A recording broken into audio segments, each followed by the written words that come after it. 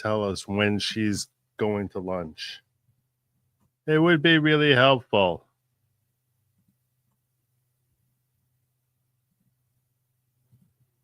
Let's go. Hey. Sorry for the delay.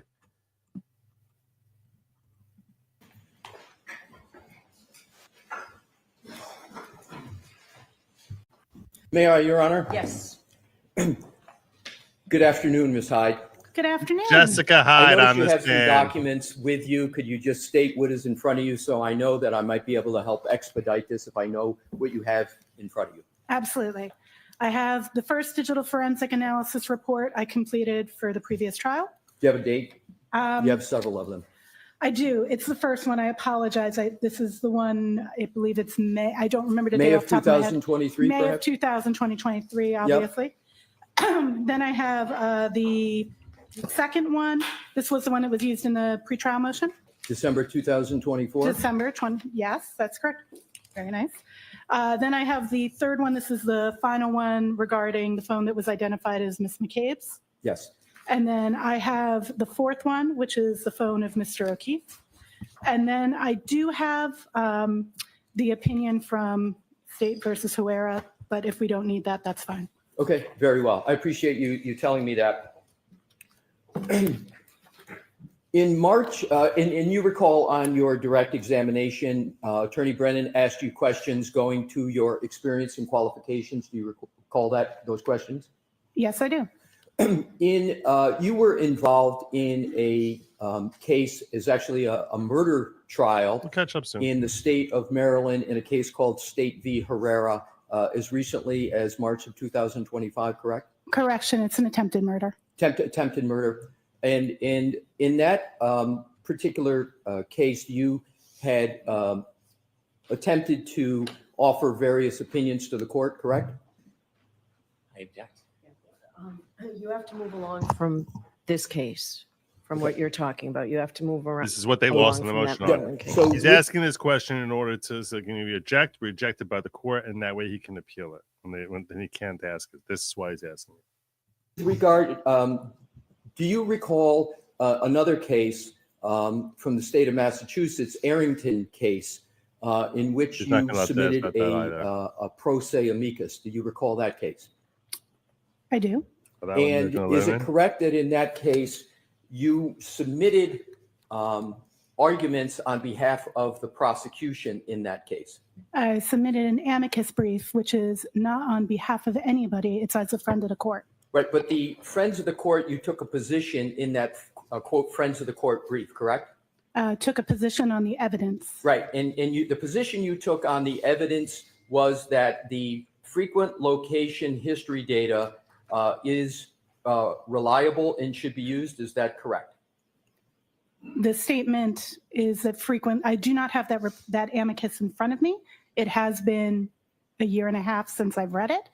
But that amicus does discuss frequent location history records. And I want to be clear, it speaks to both bias on both sides and negative and positive of submitting it. It was an unbiased writing, and it was not specifically in support of the prosecution. So you are testifying in this case on behalf of the prosecution, correct? In this case, I was hired by the prosecution. Right. That's correct. And the prosecution is paying you for your services in this case. Is that correct? Yes. And with regard to this case, you have been paid and have been on this case since May of 2023, correct? That is correct. With regard to the various reports that you have submitted in this case, you have mentioned one, which is a report with regard to the iPhone of John O'Keefe. Is that correct? That is correct. And you have, in that report, you have made a statement, have you not, that from 12:20:50 a.m. on January 29th of 2022 and after, there is no indication of interaction with the device. Is that correct? There is no indication of user interaction with the device. There is all received until about 6:04 a.m. when there is again Apple Health data that picks up. I'll ask it again. And you can feel free to turn to page 1529 in that report. Page 15. Page 1529. The report is. Would you like the 50 page of the pages. report or the page NDA number at the bottom? I can do either Oh, way. I'm sorry. I thought you were saying page 15 in the report. No. It's I NDAO apologize. 1529 or page 7, whatever way is Page easy. 7. Okay, Roger. Okay, so page 7, you see there's a heading interactive phone activity, correct? Yes. And at the top, it says, using a variety of different artifacts, we can see active interaction with the mobile device up until 12:20. Yeah, you have to Slow down. Okay, sorry about that. I'm just trying to move it along, but I will be slower. I'll repeat, using a variety of different artifacts, we can see active interaction with the mobile device up until 12:20:50 a.m. ET. You see that statement? Yes. And that if you skip down, I'm going to skip a couple sentences to the paragraph under the chart, and this is the key part. Okay. It says, from that point, and I'm understanding that point to be the 12:20:50 a.m., correct? Mhm. You need to say yes or no, I'm sorry. Yes. There is no indication of interaction with the device. Did I read that correctly? That is correct. So I am going to, and you believe that statement is correct? Until 6 something a.m. No, I'm sorry. I'm just asking if that statement is correct. Not if you have other information, but is that statement correct? Can you answer that? Ms. Hyde, can you answer that, yes or no? Did I read that correctly? You read it correctly. Thank yes. you. If we could, Your Honor, have a document that is put up already in evidence and publish Exhibit 39. And it will be, thank you. And if we could go to slide 82, please.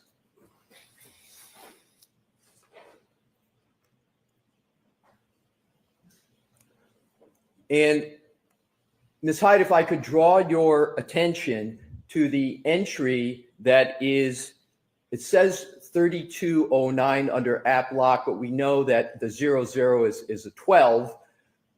So it's 12:32:09 a.m. on January 29, 2022. And I'm going to read what it says in red. And this is a timeline of Mr. Whiffen. You know Mr. Whiffen? I do know Mr. Whiffen. And so he put in red, not us. He said device locked with lock button for the last time. Do you see that? I do. And you know that to lock a phone, you actually have to hit the side button with regard to an iPhone to make it lock. Do you know that? Yes, sir. Okay. And that is an interaction with a phone, is it not? I concur. So that means that that interaction with the phone occurred at 12:32:09, correct? I did not review that specific artifact. I cannot attest to Mr. Whiffen's exam, only to my own. So do you have any reason to believe that what is in evidence in this case that Mr. Whiffen has produced, and that do you have any basis to contest the fact that the device was locked with a lock button for the last time on the phone of John O'Keefe at 12:32:09 as you sit here? I cannot contest it because I do not recall looking at that specific artifact.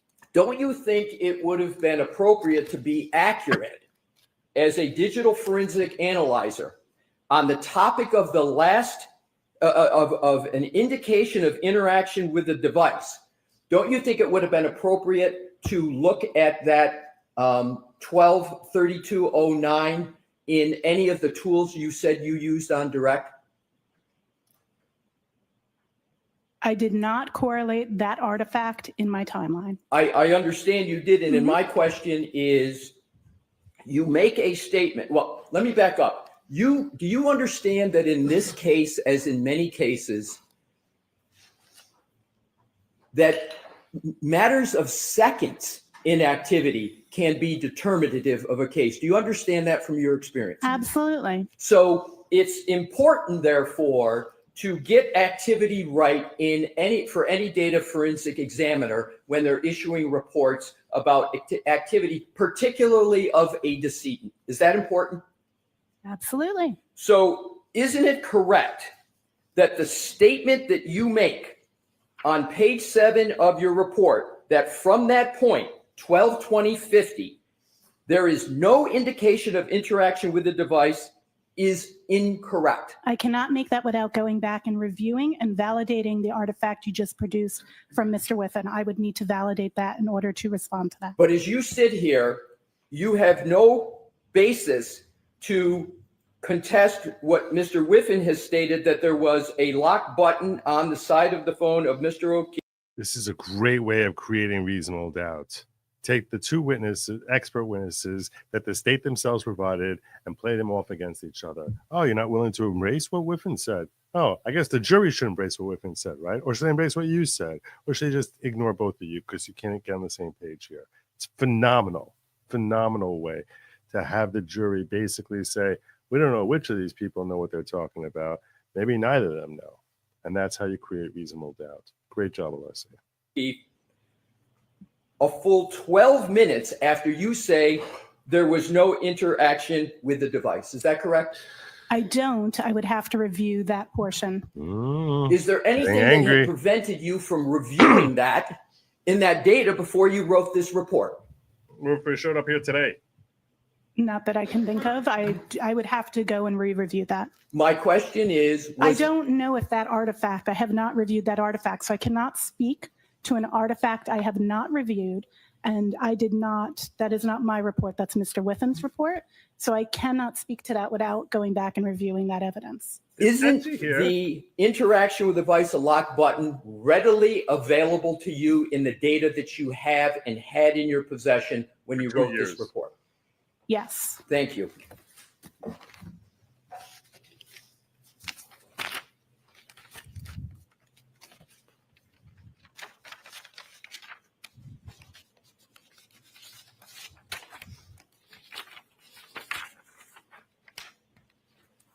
If you could please turn to, in the same report, page 1528, which is your page number 6. And I just want you, please, to go to the, just put a placeholder in that. And if you could now just go to the conclusion, which is your page 50.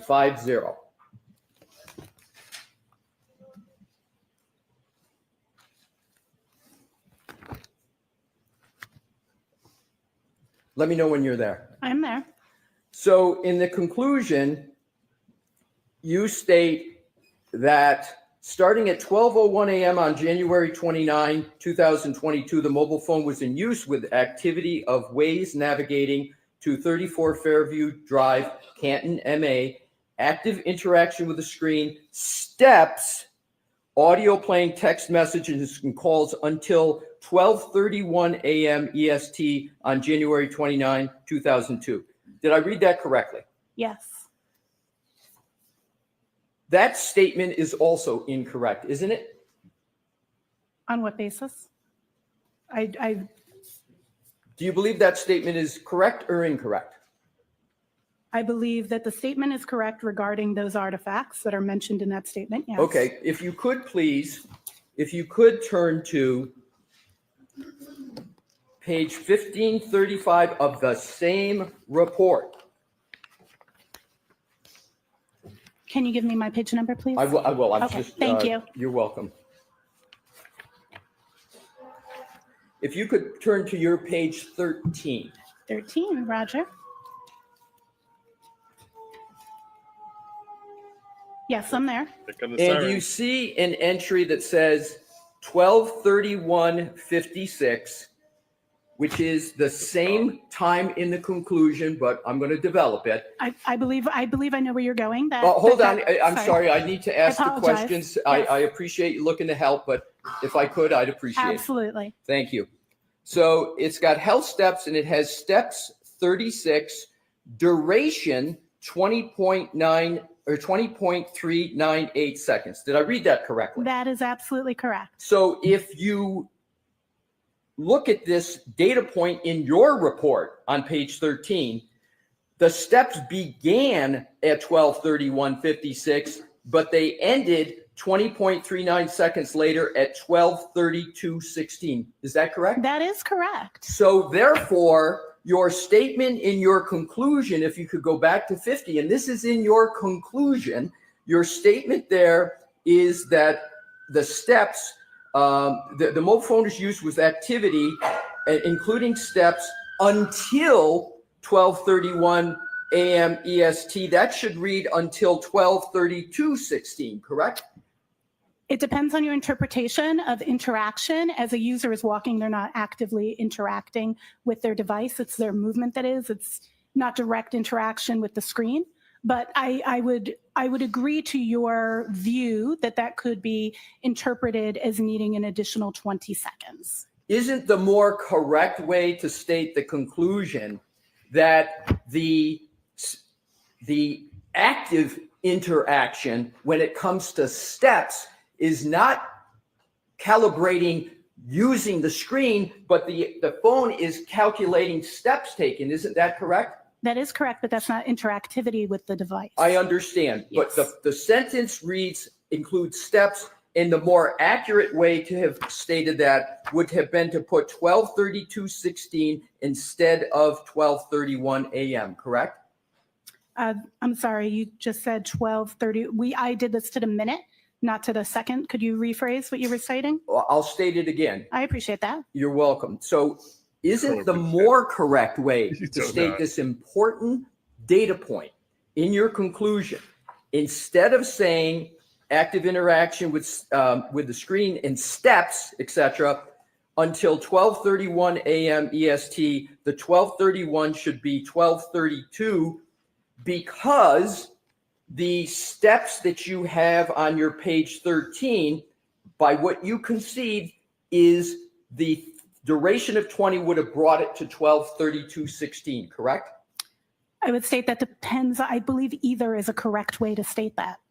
Based on interactivity, based on your interpretation, your definition is more correct. Okay, thank you. And it's not my interpretation. I'm reading from your report, correct? Your interpretation that 12:32 is a more correct representation of interaction is based on your theory that interaction concludes when the steps end. And I'm saying both would be acceptable. Okay, so let's follow up on this. Sure.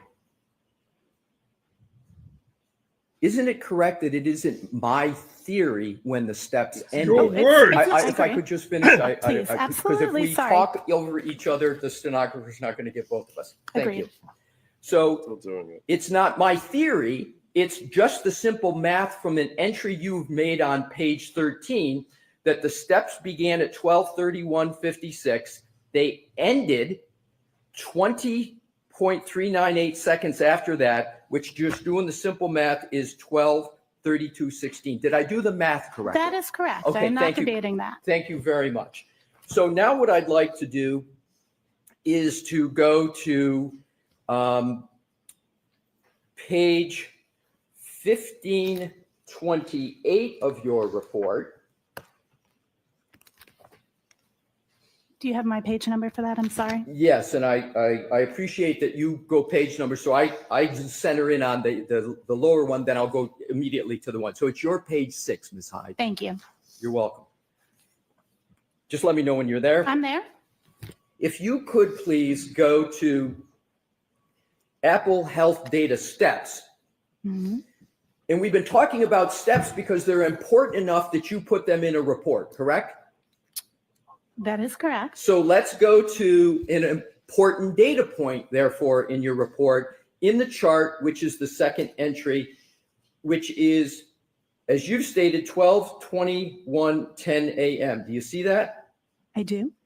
And you note under the data that John O'Keefe's phone registered 80 steps at 12:21:10.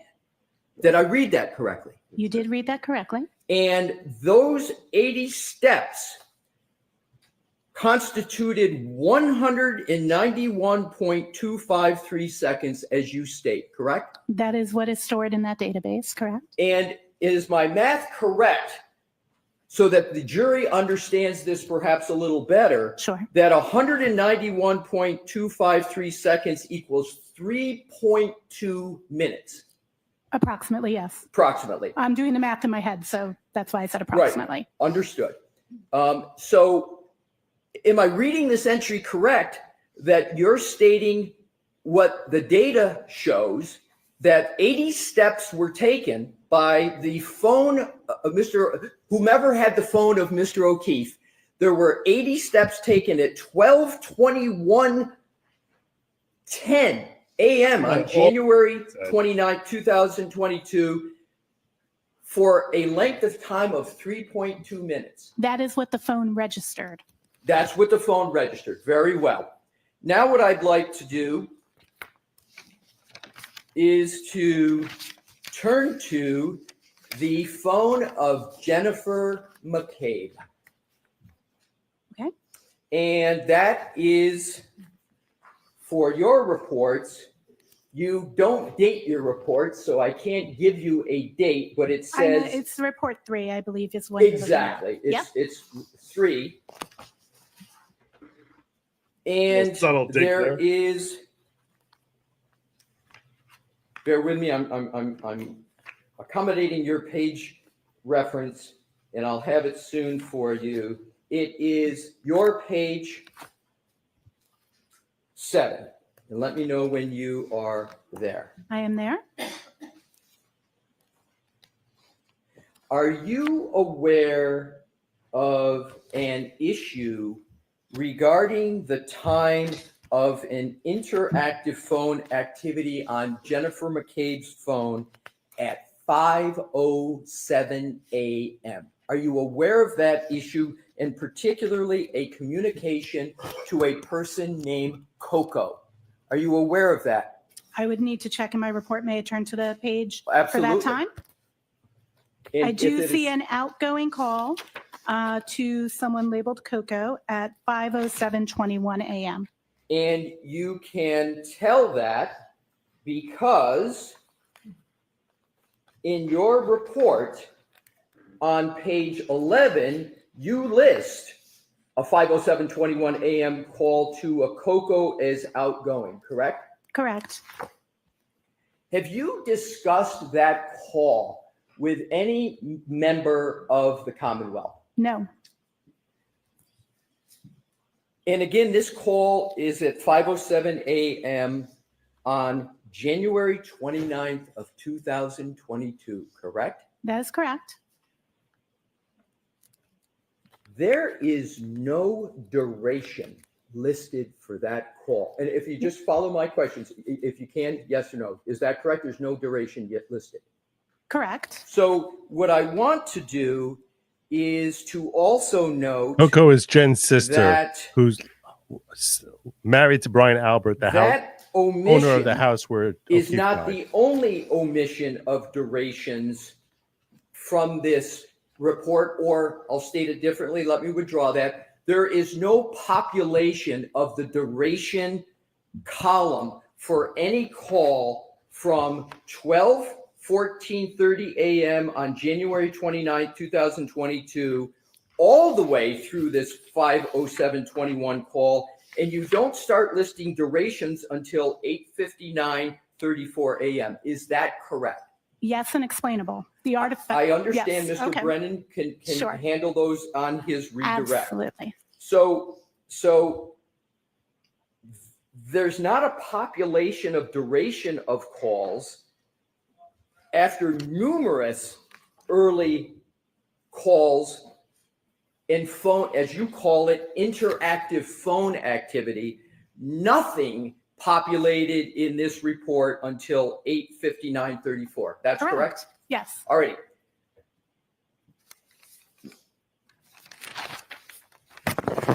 Now what I'd like to do is to turn to the 22740 artifact that was the subject of much discussion on direct.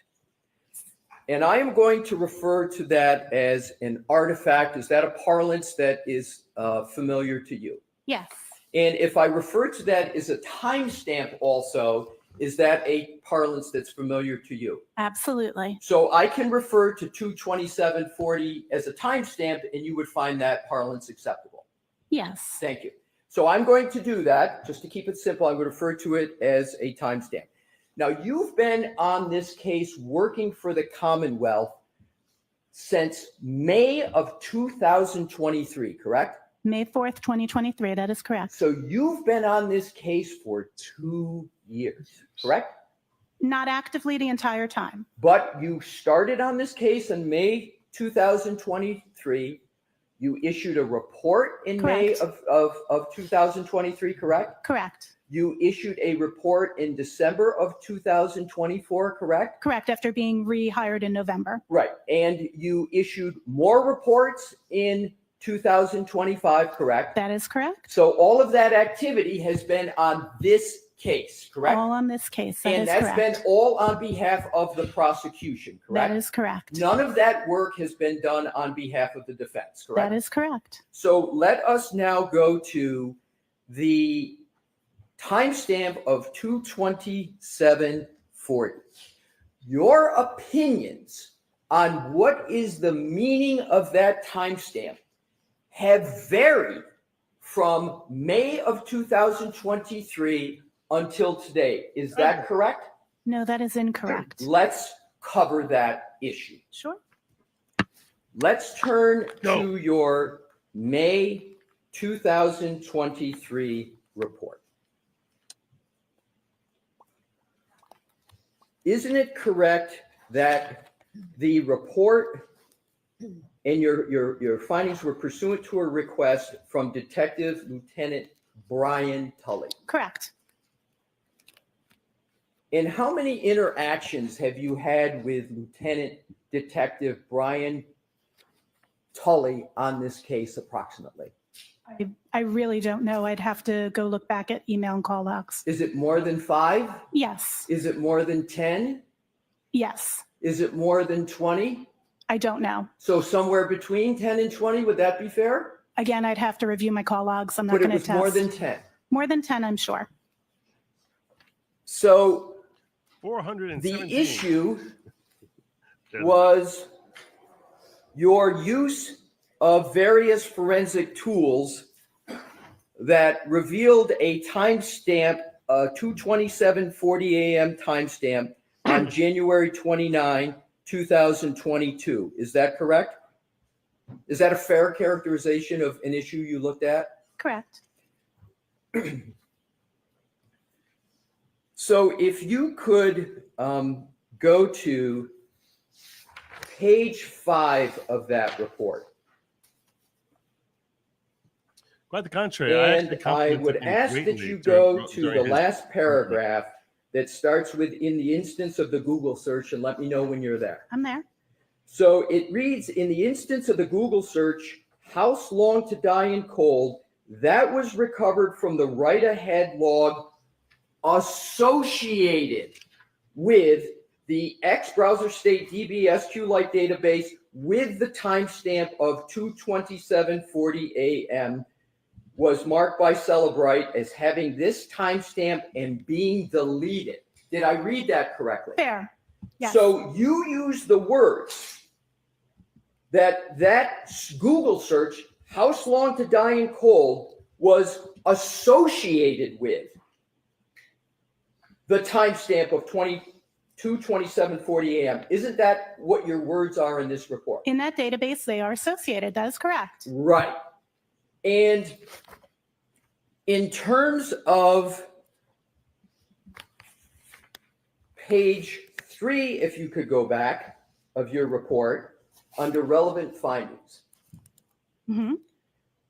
it starts with, "There were 2 searches of interest that took place on the iOS device," and we're talking about Jennifer McCabe's device, correct? The device that was identified to me as Jennifer McCabe's. Yes. That's identified to you as Jennifer McCabe. And it's what you talked about on direct examination as her device, Absolutely, right? yes. It's not a mystery as to whose it is. It's not like you don't know, right? In direct, I also use the phrase identified to me as Jennifer McCabe. Right. But your conclusion is the device you've been working on and analyzing for 2 years is the device of Jennifer McCabe. That is how it was identified to me. Do you have a different conclusion as to whose device it is? I always am very, very careful that I did not assess the ownership. That was information that was given to me, not information that I personally assessed. So are you uncertain as to whether the device you've been working on for 2 years is the phone of Jennifer McCabe? The device that I've been working on for 2 years is the device that was identified to me by the Massachusetts State Police, Detective Tolley, as belonging to Jennifer McCabe when I began working and received that device, as stated in the evidence analyzed section on this same page. So let's go, and we're talking about, again, to get back to the center of gravity, we're talking about a timestamp of 2:27:40 a.m., correct? That is correct. And when you issued your first report in May of 2023, the timestamp you were looking at was 2:27:40 a.m., January 29, correct? I was looking at multiple timestamps associated with the same 2 searches. Right. So what I'd like to do, you said multiple timestamps. What times are in the multiple category? What I was tasked to do was to look at the times, the search, the Google search history, I'm sorry, not Google search history, the Safari history, which includes Google searches, associated with those 2 search terms within that 12-hour period. That was the particular task, not the task of looking at the 227, just for clarity. Right. And I appreciate that, but my question wasn't that. My question was, I thought I heard you on direct examination, which is why I repeated the question, what I thought I heard on direct, but I'll ask you the question. Sure. You looked at and talked about on direct 2 potential times for a Safari search, which includes Google, one of which was 2:27:40 and the other one was 6:23 a.m. Is that correct? I analyzed the meaning of those 2 timestamps. Right. So we're just talking about 2 times, 2:27:40 and then 6:23. Is that correct? So you are only talking then about the one that we're also talking about 6:24 a.m. Okay. So we Eastern time for clarity, because some of these records are in UTC, some are in local. Fair enough. So you've got 2:27:40. You've got 6:23 and you got 6:24 that you were looking at, correct? There are other timestamps that exist in the realm of what I was looking at, but those ones, correct, are the ones that are relevant in this report. Exactly. And that's what we're talking about. Okay, We're just talking about this report. Yes. And so if you look under relevant findings, at the very bottom paragraph, you say, second sentence, a Google search for how long to die in cold at approximately 11:23 a.m.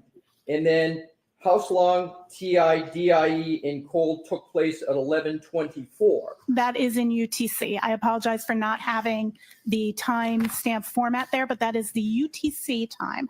The UTC time equivalent in Eastern local time would be 6:23 and 6:24. So to be clear, in your report, you wrote 11:23 a.m. and 11:24, and you didn't put UTC next Correct. to it, did They you? should. You are correct. That should say UTC. That is a typo. And there's a significant difference between 11:23 and 2:27:40, correct? 11:23 is UTC, so its equivalent in Eastern time would be 6:23.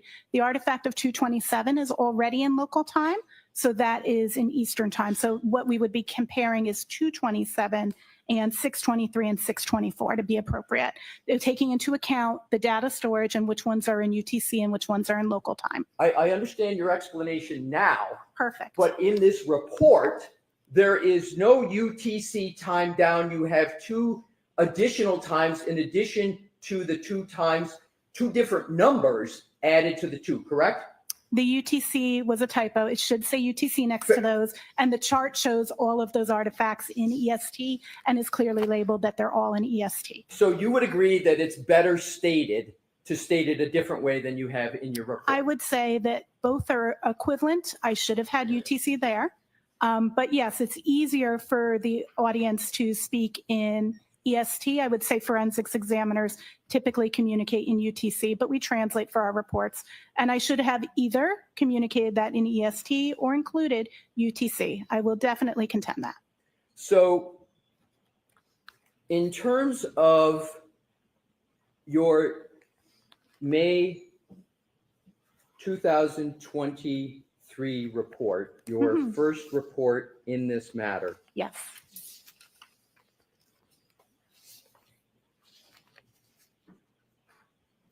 you on page 5, Mhm.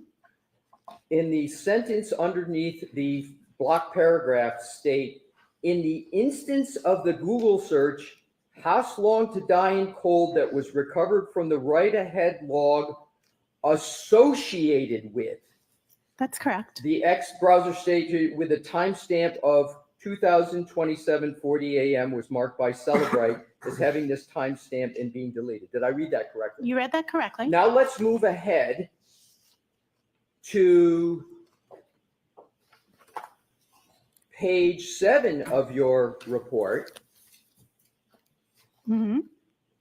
Up at the top above conclusion. Importantly, at this time, you state, testing shows great inconsistency with timestamps parsed from this file. It is, however, definitive that the page existed in a tab. Correct. While a definitive reason as to why the timestamp is listing the time of 2:27:40 is unknown, the time is inconsistent with the timestamps associated with the same search. Did I read that correctly? You did read it correctly. So as of May 2023, you said the definitive reason as to why the timestamp is listed as 2:27:40 is unknown, correct? I'm just asking, is that what you wrote? Unknown. I believe that the wording here is, sorry, I know I do use the word unknown. It says, while a definitive reason as to why the timestamp listing is the time of 02/27:40 is unknown. Sorry. So you use the word unknown, your word in your report. Yes. Okay, so now what I'd like to do is to go on to the first proceeding in this matter. Do you remember giving testimony in a proceeding about a year ago under oath? Yes, I do.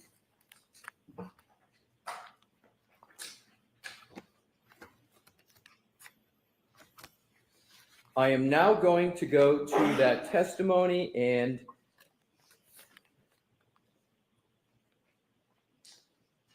if at any point you would like to have a copy of that, if it's the honor, if your honor would like, I will do it, but I'm going to start and then we'll see how it goes.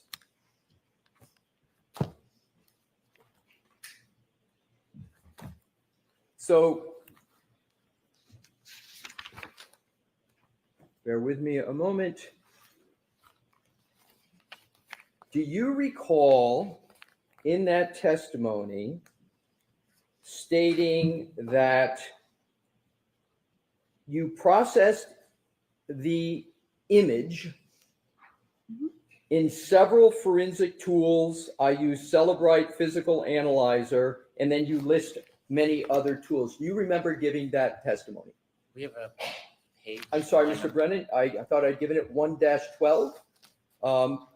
My apologies if I didn't. It's June 14, 2024, page 1-12. Thank you. You're welcome. So do you recall giving testimony about the various tools you use for this timestamp? I do. And do you recall stating that those tools were commonly used digital forensic tools that are very standard?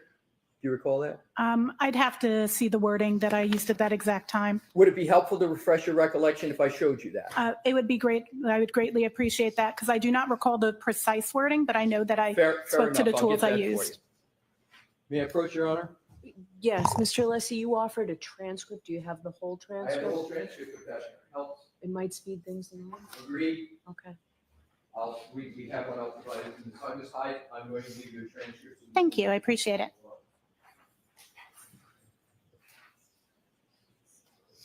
So we can make up a few seconds here. What I wanted to do, the reason I said 112 is that's where I Oh, started with my sorry. previous question. So I'm not going to repeat the question, but just to orient you so you have a fair context for the questioning. Fair. So I started at the bottom, 112. Now I'm moving to 113, and I'm starting with line 7. Do you see that? I do. And it says, yes, they are commonly used digital forensic tools that are very standard for other forensic examiners to use on mobile exploitation. Did I read that correctly? That is correct. And then if you go down to line 22, you testified in that proceeding. So it's important to use multiple tools so you can see the results from different data sets, and be able to compare those results and enhance those with manual analysis. Did I read that correctly? You did. That's correct. And then going up to page 114, line 5. Slow down a little bit, Mr. Alessi. I will, Your Honor. Thank you. Yeah, that's very, very typical for me to process with multiple tools to ensure that I'm getting the most complete interpretation from forensic tools. Of course, you go beyond that with your analysis. Go back to the issue of the extraction of Jen McCabe's phone.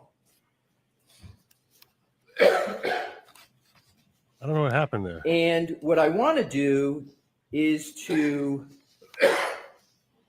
cover a concept and see if I've got this correctly.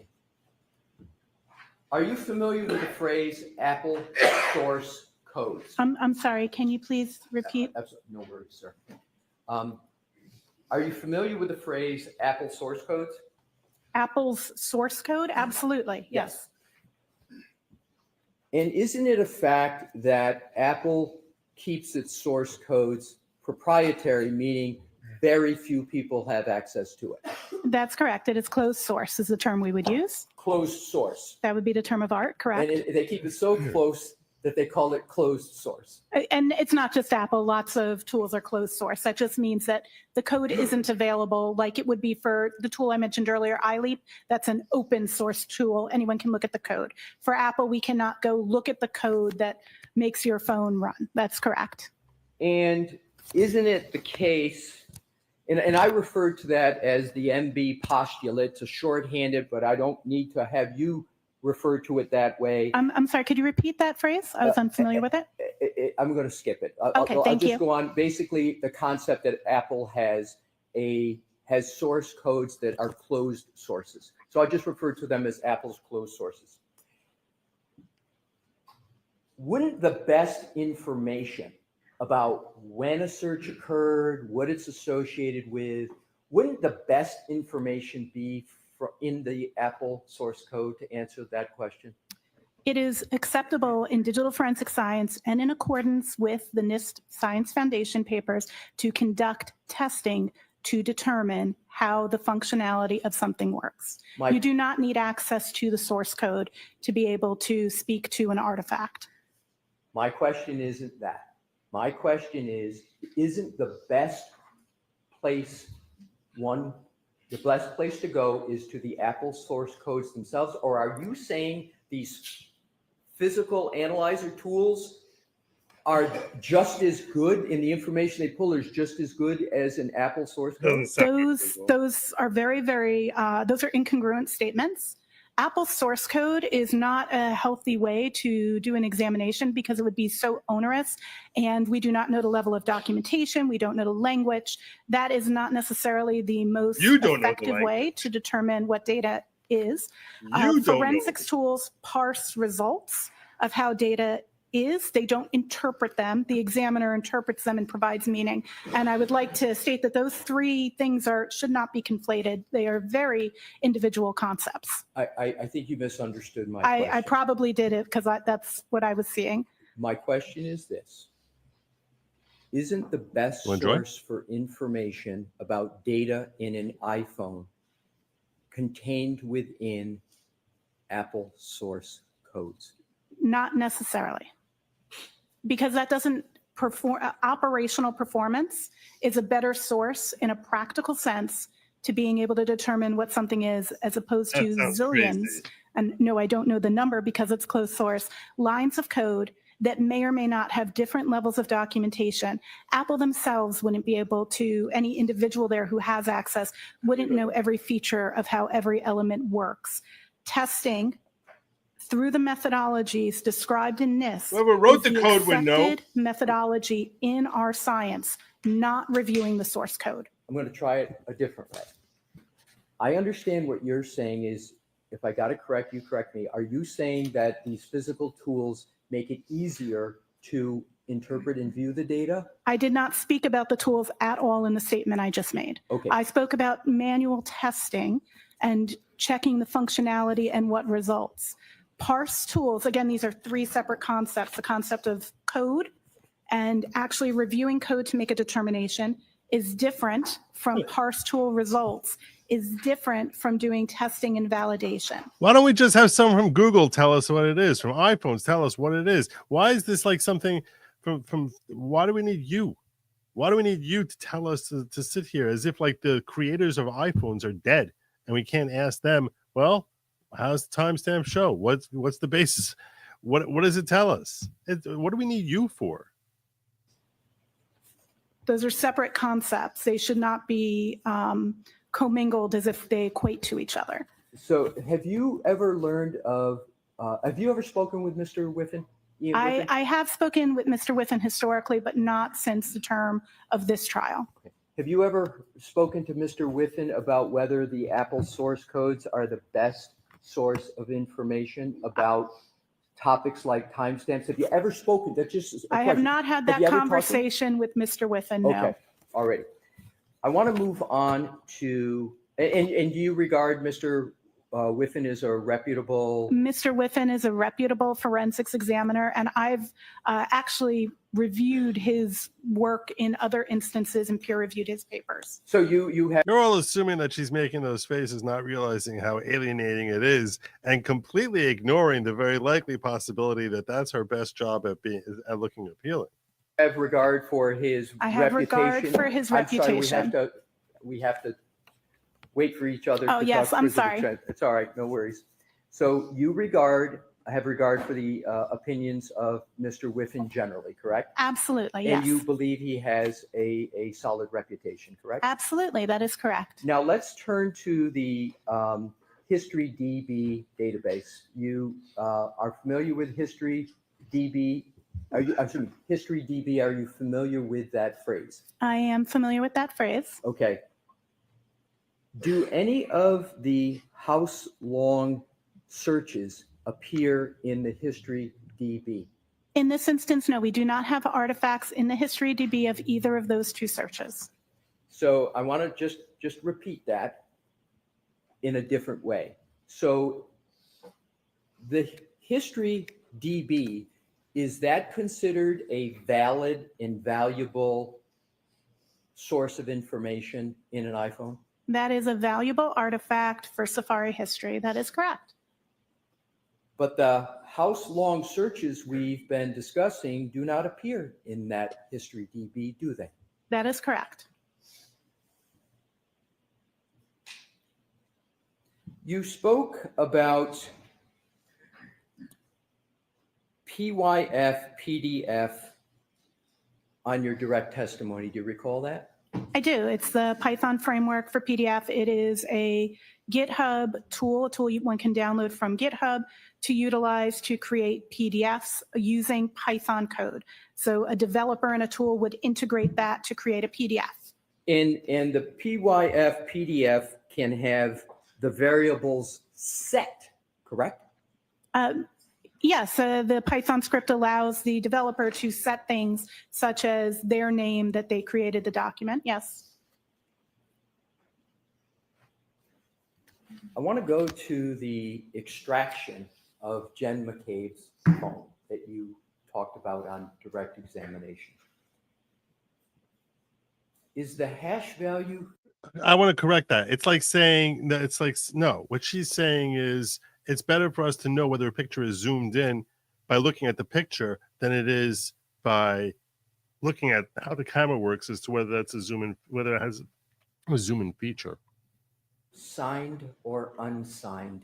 A hash value isn't signed. I believe your question you're asking me is if the Adobe document that contained the PDF that contained the hash values, are you asking me if that's signed? Because a hash value is something that matches. A hash value isn't signed.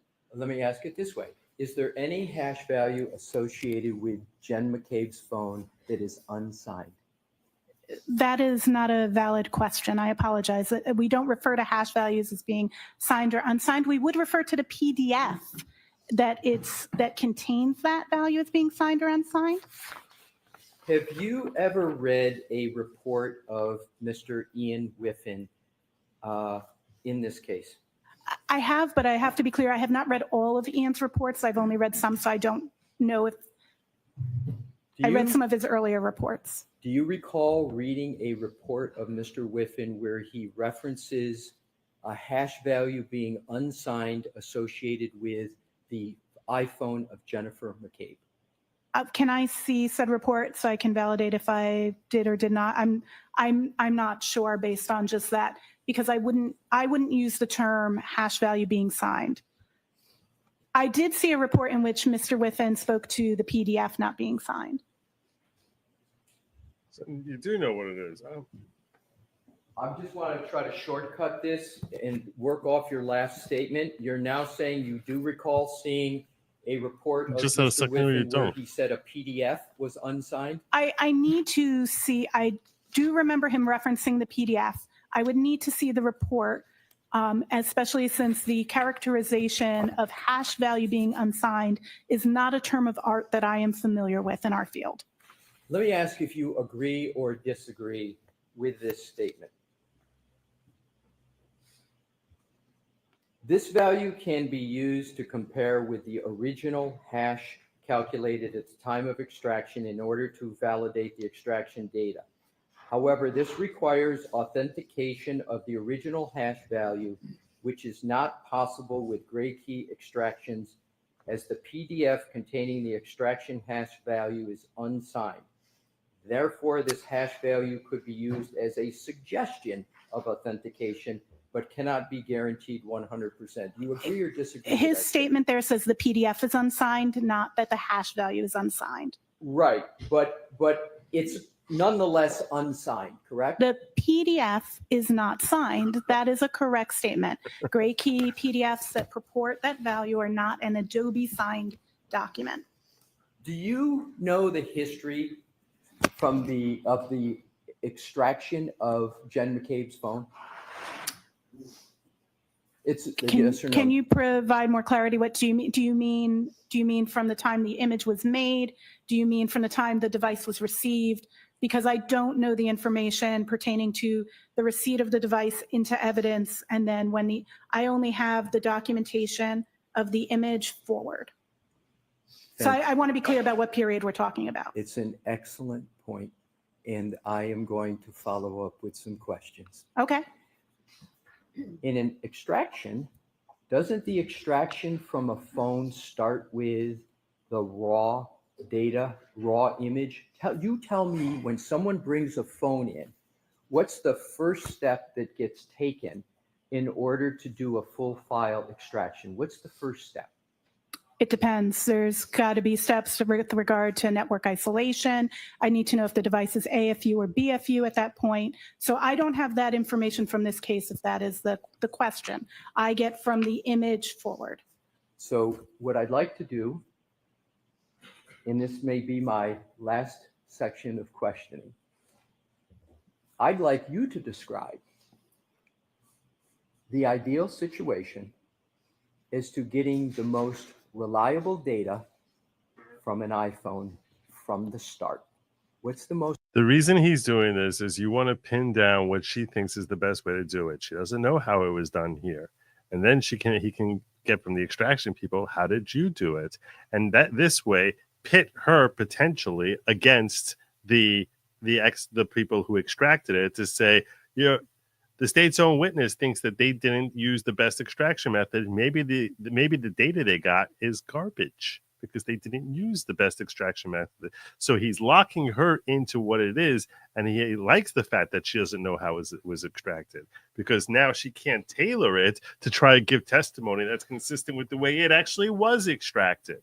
This is excellent thinking by Alessi. Reliable way to do it. I would say the most reliable way is following the recently released SWIG-DE Scientific Working Group on Digital Evidence document on best practices of evidence handling, preservation, and imaging. I may have that title slightly out of order, but it is Fair the enough. document released this January. And tell me what that is. Sure. In that, the first thing, from which point are we starting? Are we starting like extracting the data using a tool, or are we talking on scene, taking the device into evidence? The latter. Okay. So the first thing you're going to do is you're going to ensure that you are isolating the device. This is also going to depend on condition from the network. So typically this would be done with a Faraday enclosure in a best practice. However, there are alternative ways of isolating from the network, such as disabling all of the communication protocols, such as Wi-Fi, airplane mode, etc. The next step, once you've isolated, but prior to, you also want to make sure you're continuing battery stat. So if a device is on, you want to keep it powered on. If it's off, you want to keep it powered off. That's a general statement. So the best way to do that is to attach a battery charger. Just like when your battery runs low, you plug in a charger in the back of these battery packs. We do that with that before we put it in the Faraday bag. A Faraday bag is an enclosure that blocks signals from coming to the device. This is so a remote wipe command couldn't be sent, or so that more data isn't received to the phone, because phones are live and constantly obtaining data. So we're going to have it with a battery pack in the Faraday, presuming it was on. Again, I don't know the status of this device. The next steps are going to depend on what state that device is, and what make and model that device is, and what the current support for that device is. There are multiple types of extraction methods of phones. In the modern day on iOS, a full file system image, what we had on the devices in question in this case, is considered the gold standard because it has the most robust information. So at this point, the next question is what's the best image type? And that's going to depend on if we have a passcode or if we don't have a passcode. If I could, Please. and I'm going to allow you to continue. Yeah, please. I want to break it down for the jury. So what I now want to do, you've stopped at a certain point, but you've talked about securing, what I would call securing the phone, right? And then making sure that there's no data swipes. You talked about airplane mode, Faraday bag, Faraday box, right? Do you know whether any of those protocols were followed for either the iPhone of Jen McCabe or John O'Keefe? As I mentioned, I was not there for those processes. I don't have documentation of it. As mentioned, what started where my receipt of the device is from the image. Exactly. So you don't know. I can't testify to processes I did not or was not available or aware of. Fair enough. But do you have a little bit of hint as to whether the phone of Mr. John O'Keefe was properly secured in airplane mode, a Faraday bag, or a Faraday box, I'll be right based upon your own report of the iPhone of John McCabe? Can you determine that from page 5 of your report? Obviously, there is data signals that are still being made and created. I believe that is what you're referring to. So the assumption is that I don't know at which point a Faraday bag is employed, but I also want to be clear, I don't know when, I don't have information outside of the digital forensics realm about this case, so I don't know precisely when the phone was taken into custody by law enforcement. Fair enough. So assume that Mr. O'Keefe was deceased around the latest 9 a.m. on January 29th, 2022. Isn't there activity on that phone, health data activity, up to around noon of January 29? Health data activity would continue to be reported regardless of if the device was isolated from the network or not. Health data has to do with the movement of the device. So if the device was being moved even within a Faraday bag, that data would still be populated. How about location? I don't understand how that can still be populated, because wouldn't it need GPS signal to know if it's moving? Which means that I don't understand how that would work through a Faraday bag. I have real questions on that. I'm very curious about that. Data. Location data is unlikely to be reported in a device that is Faraday enclosed, but I do not know what location data you're referring to, so I cannot speak in absolutes without having a better reference to the artifacts in question. If you're saying it's in my report, I'll look at it, but again, I never knew when the phone was seized, so it was not part of my initial analysis. Do I have permission to look at that time, Nick? Yes. Thank you, Your Honor. So bear with me. It's a big report, as you know. It is a big report. And it was at the bottom of my stack. Pardon me? All right. It was at the bottom of my stack. I had to lift up the other ones to find it. All right. So, Your Honor, may I assist and point her to a page? that'd be Thank great. you. If you could turn to that report on your page 47 Mhm. and continue on to page 50. I do see incoming data that is consistent with the device not being Faradayed, such as the receipt of SMS messages, notifications from Ring, etc. So, the iPhone of Mr. O'Keefe was not secured in the manner you described before we got to this, as would be the best practice with regard to getting the most accurate data from a phone. That is, once it comes in, that it's to either be put in airplane mode, Faraday bag, or Faraday box. That's correct. By your own report, you see activity. I do see activity. It was not Faradayed. Faraday prevents wiping of the device and additional data. So actually, in this instance, it doesn't appear that the device was at risk of wipe because it was not wiped. And we actually have more data because we get to see the data that continue to come into the device. I'm not saying that's in accordance with best practice. I'm saying that that's what I see based off of what you just had me reviewing the data. It sounds like you're trying to justify. Oh, I'm not if trying to right or justify. wrong, you tell me. It sounds like you're trying to justify the fact it wasn't. Very secured. much Am I so. correct? or No, incorrect? you're incorrect. I'm just stating we have, you asked if we had more data or less data. We actually have No, more it data didn't. with it not being Faradayed. But no, best practice would be to Faraday. That I wasn't my 100% question. agree. My question not his wasn't, is there question. more or less data? My question was simply, doesn't your own report Sure. show activity up until noon on January 29, 2022? Correct. And for clarity, my scope was till noon, so I don't know if there was activity beyond that. Right, but So it could have as far kept as your going. scope goes, I want to be clear. Could've been There for is a few more activity days. on this Absolutely. phone Absolutely. The which phone, shows that it was not put in airplane mode, it was not put in a Faraday bag, and it was not put in a Faraday At box. least And that failure is not best practice. correct. It is not in accordance Thank with you. the best practices. I agree. I would have Faradayed it. Thank you. So That's even better. If I, present. That's even better. That's even better. Yeah, they didn't live up to like the standards that I would do. That's even better. Yeah, okay. Pit yourself against the Massachusetts police. Good job against the Canton police. Yeah, there you go. There you go. Defense counsel's happy with that. so that's All okay. things. I have no further questions. Thank you for answering my questions, Ms. Hyde. Thank you for your questions. Have a great day. Let's redirect. Thank you. Brennan's like, man, I got work now. I got work now. Well, there was no harm, no foul because the phone wasn't wiped. Yeah, but you don't know if some stuff was good. The entire phone wasn't wiped. You don't know if some came out from an IT husband Of course. named Matt McCabe.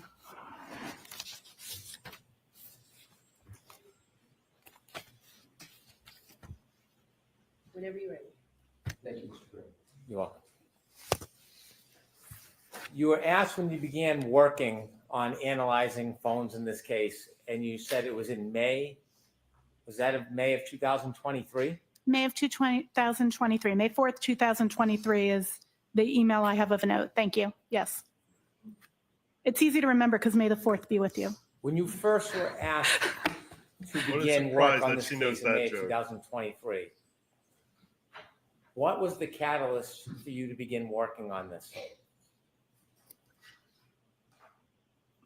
I was contacted by Mr. Tully and then contracted, a SOW was signed, and I began work on the initial request to look at those two search terms on January 29th. Does that answer your question? Sure. Okay. Was there a certain claim that was lodged that you were to focus on?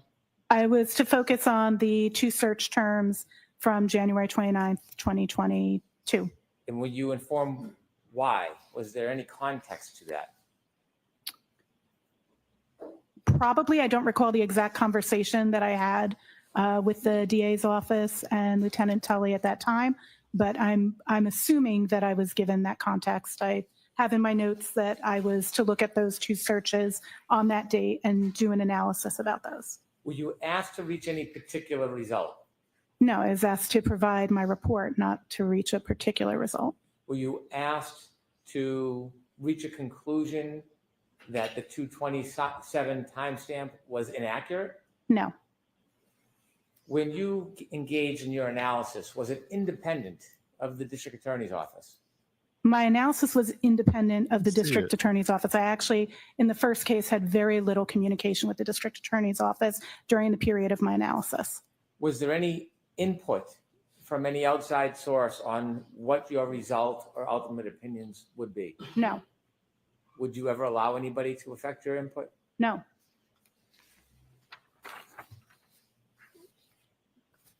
Throughout the course of your efforts with this phone, have there been changes to software? Absolutely. As mentioned on direct, software updates are near monthly. I want to ask you about changes to the Celebrite software. You were asked about certain reports you wrote. Were the reports that you wrote relative to different requests for analysis?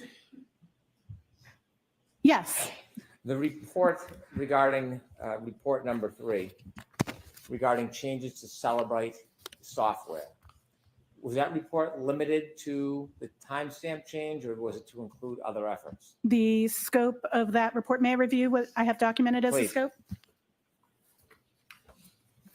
I believe we're talking about report 2. That's the one about the Celebrate change. Yes. And I have the request was to understand changes made in the newer version of Celebrate Physical Analyzer to artifacts pertaining to the timeline of a particular Google search on January 29, 2022, namely how's long to die in cold. When you looked at the Celebrite software and report, was the timestamp characterization changed or removed? Yes, it was removed. That timestamp in the version starting in May of 2024, Celebrate actually removed that, and they put a release note stating that it was due to the ambiguity and potential for misconstruing the meaning of that data. Was there any other releases informing other reasons why that was changed other than the potential that somebody could misconstrue, misinterpret, or distort the information? Can I read Celebrate's own statement? Please. Celebrate's statement in To yourself. to myself? Okay, roger that. Thank you. I appreciate that. Can't testify by reading someone else's words, even reading your own words. Can you repeat the Share with question, us, Adam? was there any reason other than the concern about misinterpreting or They distorting? said that So what's your understanding? my understanding is that it is not a reliable timestamp, and that is why Celebrate removed it. You were asked about Axiom. Axiom, is it the same or different? Magnet Axiom and Celebrate Physical Analyzer are two different tools that both do forensic analysis of mobile phones. You were asked whether Axiom still has a timestamp that was similar to Celebrite before the change. Axiom shows what I spoke to on direct, where they have it as a parsed versus carved result. And so that particular result shows in the suspended state DB artifact as carved. Do companies like Axiom and Celebrite give releases, updates, information about how to interpret their reports? So Axiom actually has a document that's released with it called the Artifact Reference Guide. And that actually gives a brief description of the fields and of artifacts. All tools, when they release new artifacts, they put out in a release notes. Not all artifacts are clearly documented that are parsed. However, all of the vendors regularly put out webinars and blog posts that explain their new artifacts, but not necessarily all. Is there any releases or cautions from Axiom on the same issue about misinterpreting a timestamp? Axiom, in their artifact reference guide for this artifact, does speak to the possibility of misinterpretation and states that the timestamp can be earlier than the search had occurred, based on what different reasons could cause that timestamp. Let me ask you about a Faraday bag. You said that best practices is to isolate an item in a Faraday bag. That's correct. Do you have any information, or did you know the travel of Mr. O'Keefe's phone that night, or where it went after? I'm sorry, can you clarify the time period? On January 29, 2022, from say 6:04 in the morning until later that afternoon. I did not have access to that information. When you analyze data from certain devices, are they always placed in a Faraday bag immediately after an incident? There's a lot of times when this is situation dependent. An example of when you would not put something in a Faraday bag is when you have a deceased victim and you're going to be using their biometrics to possibly unlock the device. Because a Faraday bag is enclosed and then can't be opened, if your intent, if you don't have the password, is to use a deceased person's fingerprint to unlock the phone, we don't want to put the person's finger in the Faraday bag. So usually those phones would not be Faradayed, but they would typically have airplane mode enabled or SIM card removed. Which is the but same SIM thing. card removed doesn't actually work on iOS, so I won't get into that. Understanding or having the opinion that this item was not placed in a Faraday bag at 6:04. It wasn't in airplane mode Does either. that in any way affect your opinions about the data that you analyzed on this phone and the conclusions that you reached? Should have been in airplane regarding mode. Mr. O'Keefe's phone. It does not have any impact on the conclusions other than the fact that it wasn't Faradayed and more data came in. So we have additional data. You were asked a very specific question about history DB, and it was simply whether or not How's Long to Die in Cold, whether it appeared in history DB. That isolated question, does that provide any context to you and your analysis and conclusions about How Long to Die Fair in point. Cold and that it occurred at 6:23 and 6:24 the next morning? The absence of the history DB artifact doesn't mean that that search didn't occur at that time. We have multiple corroborating artifacts, which is usually what we look for, 2 artifacts that demonstrate is like very good. You don't necessarily need that, but in this instance, we have both from the Mobile Safari plist, which tracks the history, as well as the Knowledge C DB. So we do have 2 artifacts showing that those searches were done at that time. Of course, 6 seconds apart for the difference between the Knowledge C and the Mobile Safari plist. On direct examination, you were not asked questions about Mr. O'Keefe's phone. That is but correct. You were on cross-examination, so let me follow up. You have a report that you authored regarding Mr. O'Keefe's phone, That is correct. and you had an opportunity to look at the healthcare data for January 29, 2022. That is correct. I would be objecting to this. He just pointed out that this was not asked on cross. Then you can't bring it up on redirect. If it wasn't asked on cross, how are you bringing this up on redirect? Page 6 of your report. Thank you. You noted that there were steps that began at 12:11:09 a.m. Is that accurate? That is accurate. And the way healthcare data works, do you have an understanding whether So it steps was asked on means cross? a person actually took a number of steps, or does it mean something else? Steps doesn't necessarily mean that you took a number of steps. This It's did come based up on the across. motion of the device. So it could be steps. It could be you're carrying it. It could be that you're in some other kind of motion. You could be on a bicycle. You could, any number of things. And the number of steps is based on the presumed gait, based on the input into the Apple Health app in terms of gender Yeah, he did bring up and steps on height. cross. So it determines a gait and then prescribes a number of steps, but it is possible for other things to cause steps to occur. You were asked specifically if you saw that there were reported movement or health steps at 12:21:10 a.m. and specifically pointed out to you notation or characterization of 80 steps. Is that accurate? That is what's stored in the database. I try to clarify, as I did for you, sir, that that's what's stored in the database. I'm not saying that 80 steps were taken. And by the way, in addition to the healthcare analysis, you did some analysis on the movement of a car, didn't you? For Ms. Your Honor. I'm going to deny that question. Can these health steps occur if somebody's holding a phone while traveling in a car? As mentioned in my report, it's caused by motion. It could be various motions that could cause it. You could be using an elliptical. You could be in a vehicle. You could be on a bicycle. I thought Whiffen It's not said that doesn't necessarily happen. steps taken. Whiffen said that doesn't Based happen. on your analysis of Mr. O'Keefe's phone and the report that was pointed out to you on cross-examination, and do you have information or opinion where Mr. O'Keefe's phone was located around 12:21:10 while those steps registered? Objection, Your Honor. So, That's beyond the scope of the class. It was pointed out to you at 12:21:10 there was a registered 80 steps. Is that accurate? That is correct. Okay.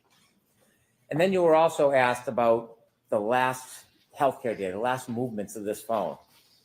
And it was pointed out that that began at 12:31:56 for 20 seconds. That's correct. Per the data in the database. And is that the last movement of Mr. O'Keefe's phone that evening before 6:04 that you saw when you analyzed the entire data in the phone? May I have one moment to review? Yes.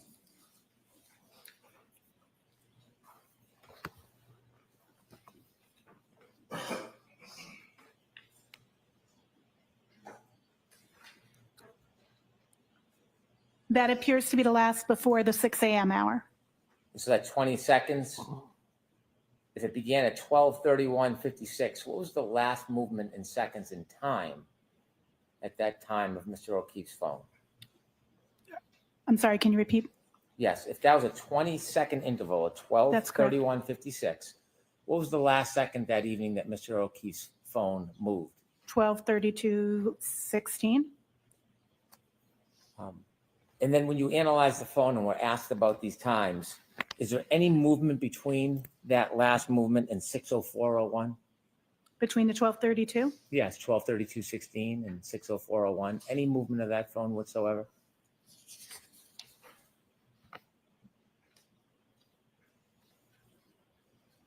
I do not have anything supporting that in my report. Do you know what was going on with Mr. O'Keefe's phone at 6:04:01 a.m. on the morning of January 29, 2022? I do not know precisely what was happening with his phone at that time in terms of movement. If that's, or are you asking me?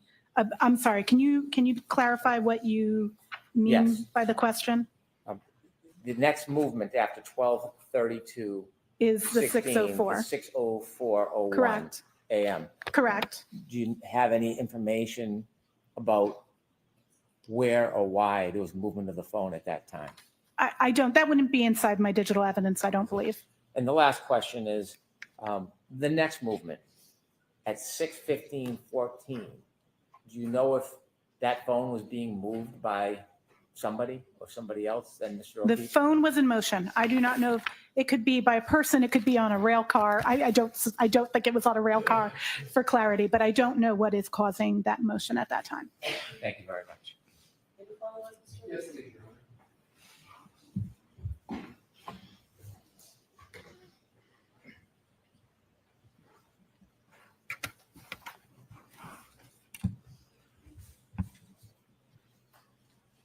We have a moment here. Hyde about celebrate, Mr. Brennan, just moments ago, about celebrate in release notes. Do you recall those questions? Yes, And did celebrate, beyond stating that their opinion was the 2:20:40 a.m. timestamp was not reliable, did they give any reason at all for why they concluded it was not reliable in that? I'm sorry, we'll wait for the, thank you. I appreciate it. and I'll repeat the question for you. Thank you.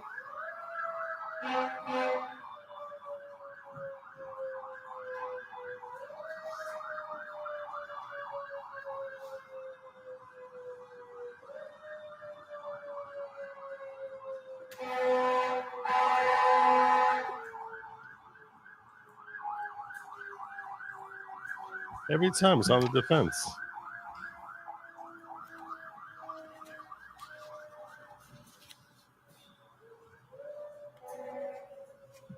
May I, Your Honor? Thank you.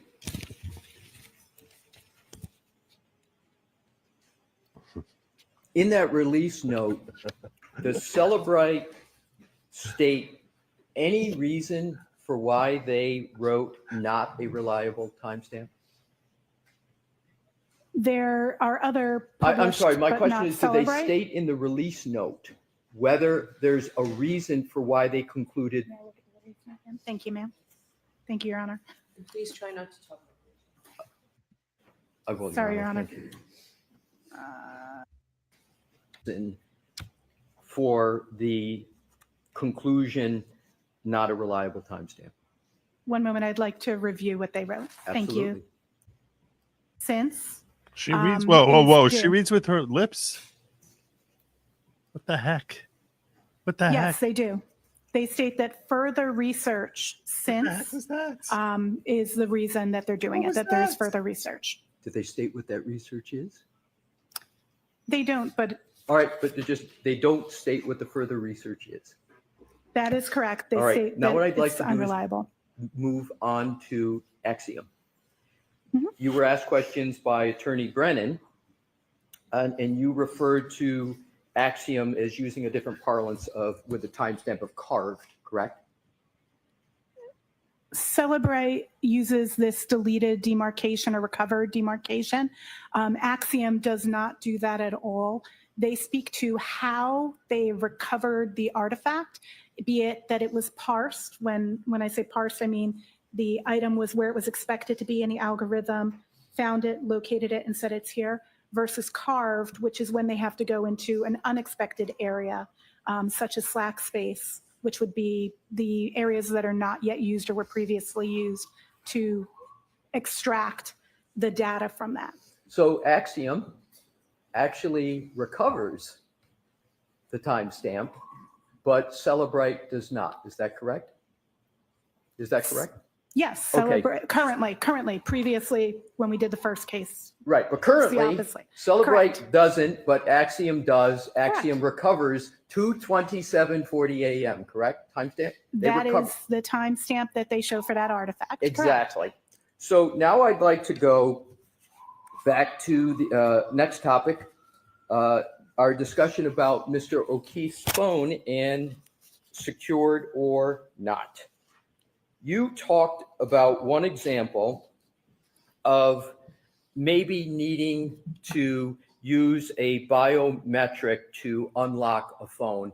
And that might be a reason, as I understand it, as to why someone might not put it in a Faraday bag or box. Do I have that correct? Correct. Okay, do you know whether the passcode was immediately provided on the phone of Mr. O'Keefe? I do not have that information. Assume that the passcode was immediately provided for the phone of Mr. O'Keefe. Can you think of any other reason why that phone wouldn't be put in airplane mode, Faraday bag, or Faraday box? Best practice would be to put it in a Faraday bag. Okay. Sorry. And that phone was obviously not put in airplane mode, Faraday box, or Faraday bag after 6:04 a.m. on January 29, 2022, correct? Correct. Now let's go to, Well, I don't know if at some point past 12 o'clock. My report only goes to noon, so just for clarity, I don't know Fair enough. anything past noon. fair enough, but from 6:04 a.m. until approximately noon on Correct. January 29, 2022, at least that time, that phone is not in airplane mode in a Faraday bag or a Faraday box, correct? It would appear such.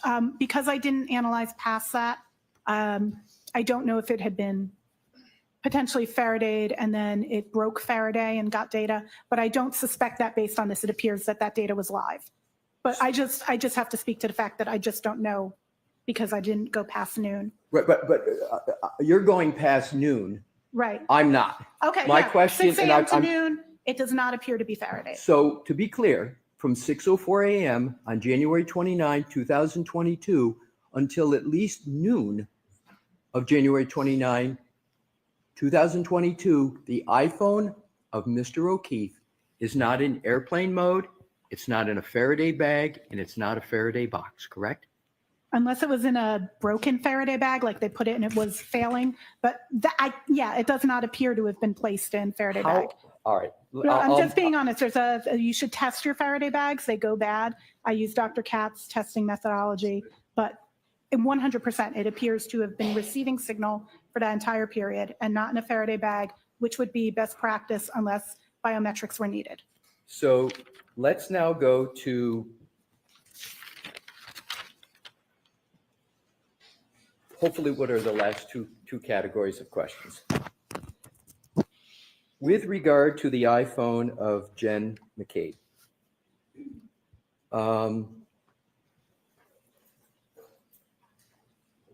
do you have any knowledge as to whether over 200 calls were auto-deleted on her phone? You analyzed it.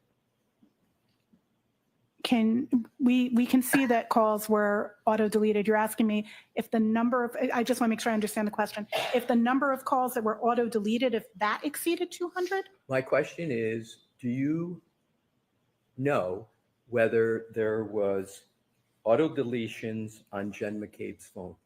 Do you know that? I'm uncomfortable with the term auto deletions because How I about don't know deletions? what that is inferring. Okay. Did you analyze her phone at all for deletions?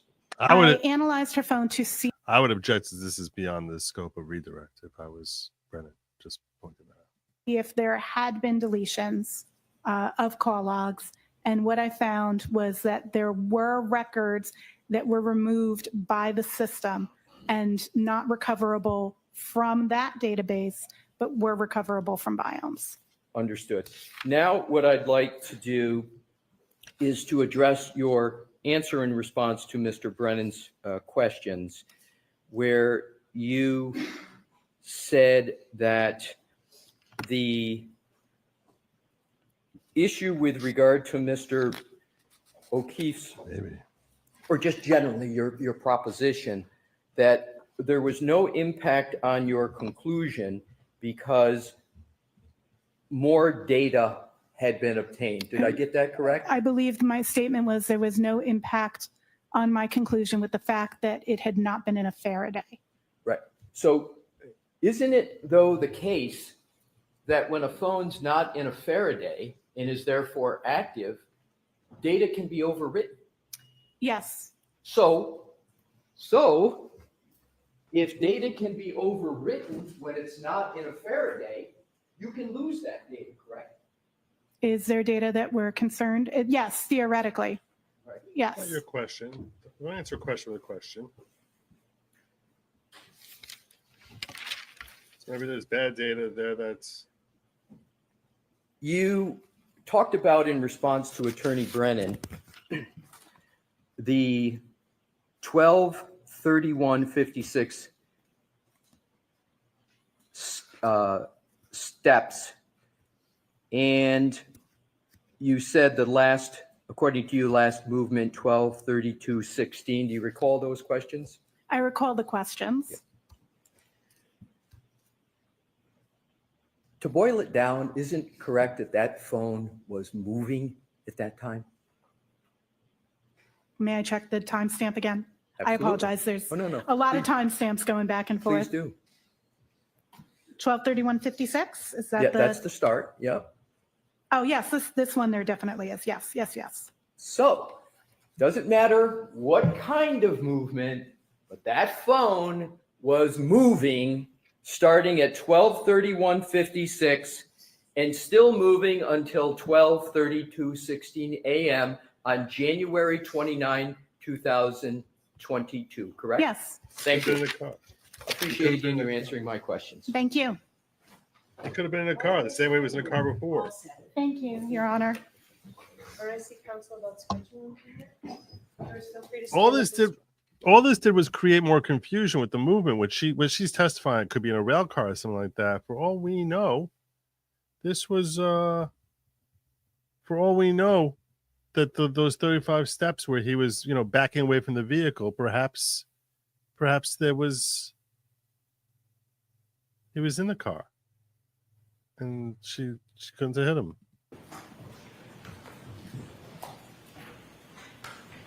We just have more confusion now than before.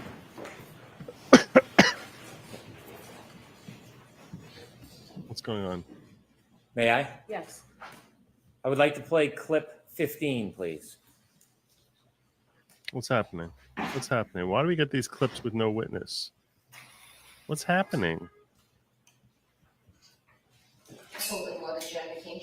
Jen McCabe, it's me or her. Either I'm going down, Jen, or you are.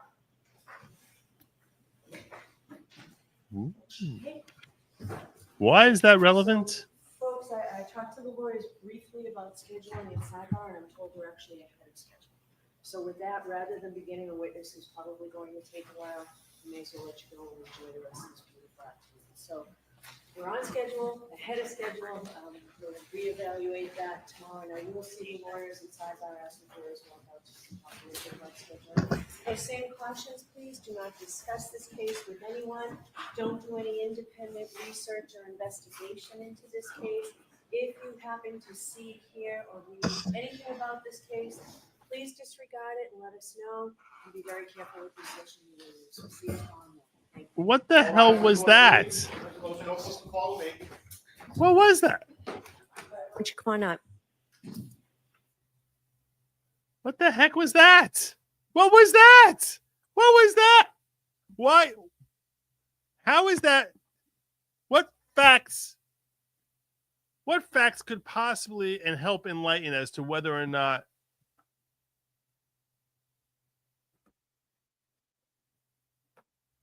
I don't understand. I don't get it. This judge, I don't know how that got in. I don't understand it. I'm baffled. I'm going to join Nick briefly. He's off tomorrow and the next day. So maybe I'll get you guys some friends if I pop in there for a bit. Maybe I'll get you some friends tomorrow and the next day. What the hell was that? I'm going to go over there and just say, what the hell is that? That's what we're going to do. I'm going to go in there very briefly. I'm not going to spend long there. But yeah, all we had was cross-examination this afternoon. So, and I either can leave now, which trust me, part of me wants to, but best practice is for me to pop in over there. So we're going to do that. JB.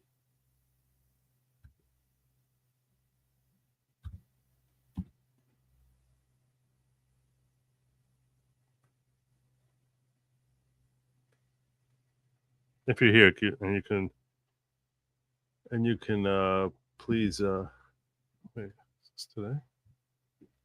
That was yesterday. I don't have it. I'm not going to join Nick. There you go, in your face. I was looking at yesterday's link. I'm not going to bother asking for a link now. I'm not going to do that. All right. So we're just going to What is this? Is there still more happening here?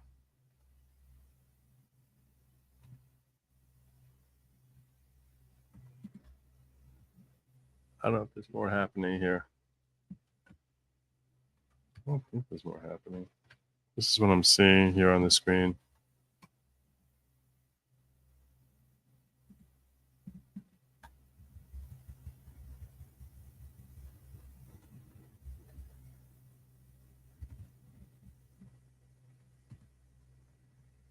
I think it's over.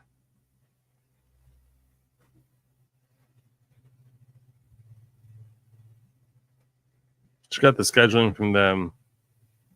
Yeah, I think they're over. All right. So all we got is cross-examination there, where I think Alessi did a pretty effective job. I like how he locked her in as to what best practices are and to try and establish that that whole best practices was not practiced here. What you said, the best practices is you want to isolate the device, put it in a Faraday bag, keep the device in the same battery condition. If it's on, off. And then it depends on the model of the phone. And he was able to establish, so they didn't do best practices here. If you look through the records, it's pretty clear that no, they didn't. It was still receiving information for 6 hours after they found them, at least. But we know it was for days. It just helps to underscore the complete lack of professionalism. Now, Brennan tried redirecting by saying, "Well, you don't put in a Faraday bag if you don't have the passcode."